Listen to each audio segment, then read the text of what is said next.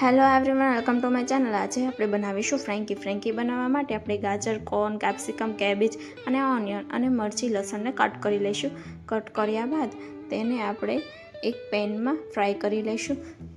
ત્યારબાદ આપણે ઘઉંનો લોટ બાંધીશું થોડો મેંદો એડ કરીને। ત્યારબાદ બધા વેજીસને વારાફરતી પેનમાં એડ કરીશું। પેનમાં એડ કર્યા બાદ એમાં અલગ અલગ મસાલા અને સ્પાઇસીસ એડ કરીશું। મેં આમાં બટરનો વઘાર કર્યો છે, તમે ઓઇલમાં પણ વઘારી શકો છો। પછી મેં આદુને ક્રશ બ્લેન્ડ કરીને અંદર નાખ્યું છે।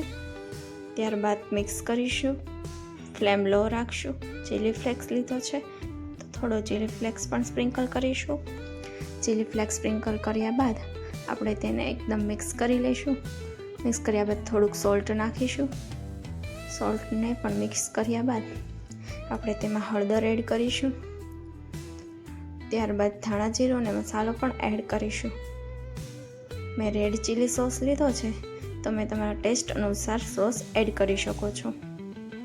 ટોમેટો કેચઅપ નાખીશું। Tomato ketchup, soya sauce add કરીશું।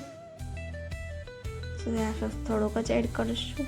ત્યારબાદ આપણે શેઝવાન સોસ પણ એડ કરીશું। બધા સ્પાઇસીસ અને સોસ મિક્સ કર્યા બાદ આપણે તે પેનને નીચે ઉતારીશું। ત્યારબાદ આપણે જે લોટને રેસ્ટ કરવા રાખ્યો હતો તેને રોટલી વણી લઈશું। ત્યારબાદ રોટલીને બંને સાઈડ કાચી પાકી શેકશું। ધ્યાન રહે એકદમ નથી શેકવાની।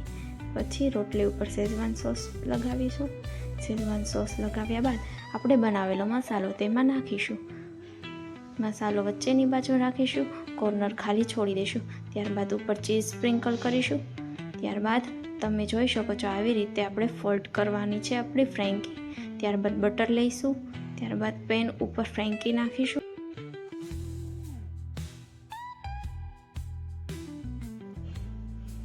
તમે જોઈ શકો છો મેં ઘણી બધી ફ્રેન્કીઓ બનાવી છે। તમે તમારા ટેસ્ટ અકોર્ડિંગ સ્પાઇસીસ અથવા સ્વીટનેસ અપ ડાઉન કરી શકો છો। આ ફ્રેન્કી તમે બાળકોના ટિફિનમાં કે પછી લંચમાં મોકલી શકો છો। મોર્નિંગમાં ઝટપટ ટિફિન કરવું હોય અને કોઈ પણ આઈડિયા ના હોય તો આ ફ્રેન્કી એકદમ સરળ છે।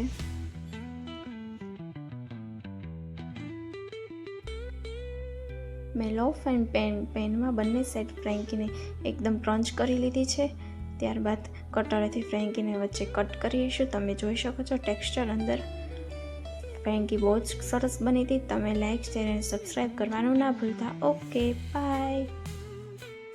હવે મળીએ નેક્સ્ટ વિડીયોમાં। તમે જોતા રહેજો મારી ચેનલ। Bye bye.